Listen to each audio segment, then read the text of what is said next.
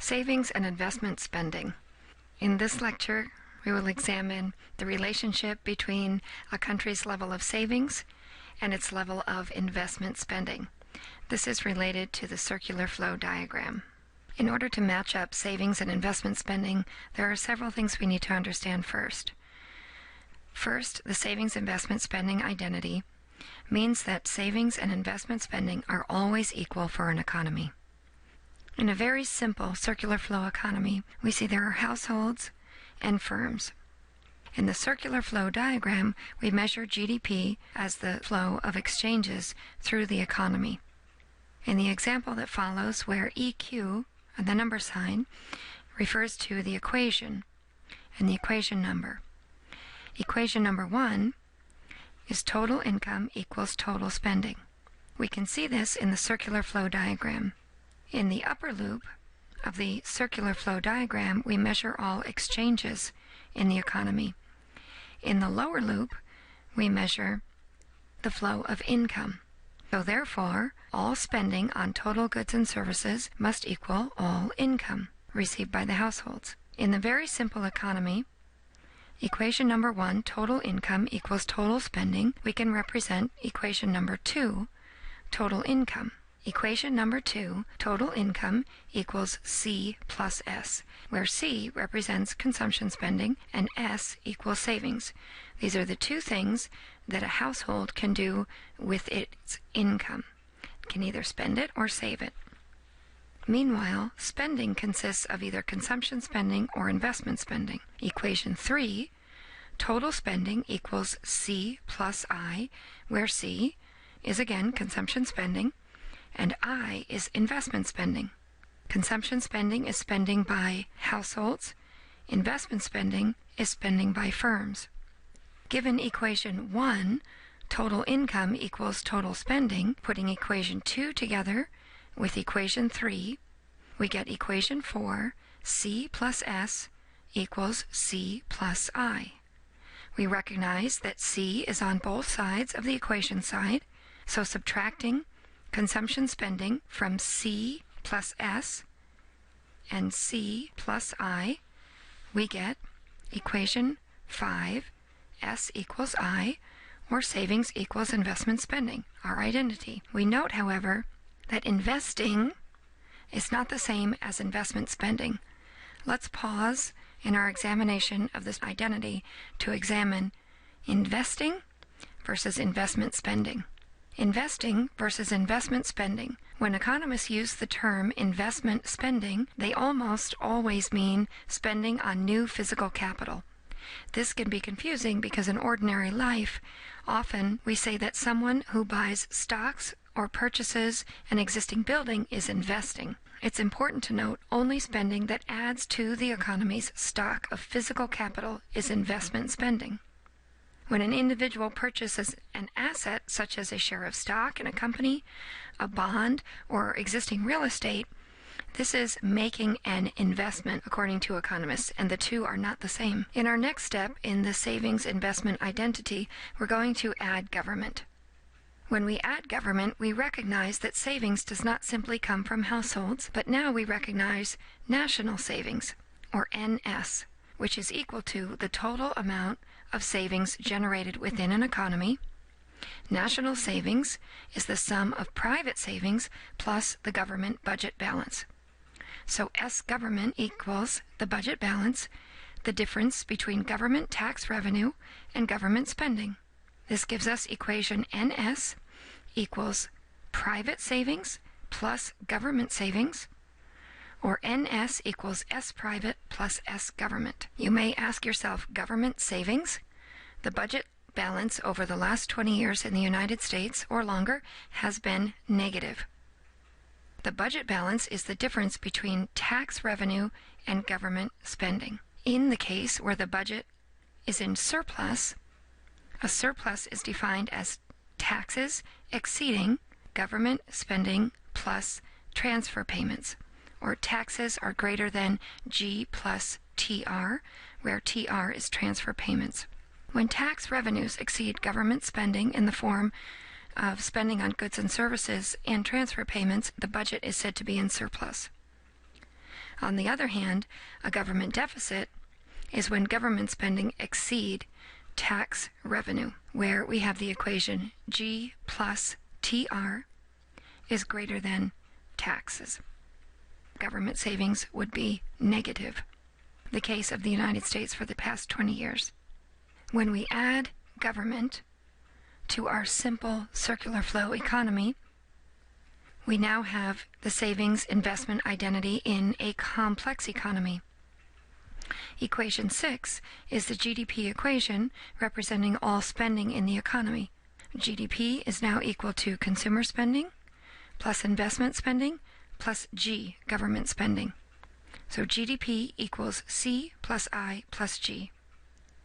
S private, on the other hand, savings by private institutions, is equal to all income less all deductions, such that GDP plus transfer payments paid to household minus taxes and minus household spending. So S private equals GDP plus TR minus T minus C. Savings government is equal to T minus TR minus G. All taxes flowing into the government minus transfer spending and government spending flowing out of the economy. To get national savings, we put together S private plus S government, such that the equation equals GDP plus transfer payments minus taxes minus consumption spending plus taxes minus transfer payments minus government spending. We recognize there are like components, but with opposite signs. Simplifying this equation, we recognize that transfer payments is both positive and negative in this equation, and therefore cancel each other. We also recognize T for taxes is both negative and positive, and therefore cancel out of the equation. After the terms drop out of the equation, we recognize we are left with GDP minus C minus G.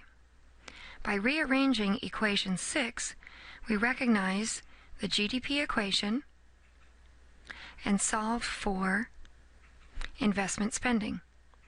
GDP minus C minus G is equal to investment spending. Therefore, national savings is equal to investment spending in a closed economy. Once again, we have the savings investment identity, but now in a complex economy which includes government. The next step in matching up savings and investment spending is to open the economy. An open economy is one in which there is the foreign sector. Adding our fourth institution to our circular flow diagram, we now have households, firms, government, and the foreign sector. Capital inflow is the net inflow of funds into a country. Capital inflow is equal to inflow of foreign funds minus total outflow of domestic funds to other countries in the form, for example, of foreign direct investment. On the other hand, capital outflow is the net outflow of funds from a country. The balance of payments is an accounting of international transactions of debits and credits. The balance of payments always balances to zero. The current account is the account which categorizes the net flow of funds. A country in which its exports are less than its imports will have a capital inflow. Capital inflow is the equation imports minus exports and is abbreviated as the variable KI. Once again, KI equals IM minus X. In the savings investment identity of an open, complex economy is one in which investment spending is equal to national savings plus savings from around the world, which flow into the country in the form of capital inflow in an open economy. Once again, capital inflow is equal to imports minus exports, or KI equals IM minus X. Investment spending identity, then, is investment spending equals private savings plus government savings plus savings from around the world, or capital inflow. Hence, investment spending equals national savings plus capital inflow, or the equation NS plus KI. We now have the savings investment spending identity. In order for a country to engage in investment spending, the country must have savings. Those savings can either come from households, firms, the government, or the foreign sector. Let's look at an example problem.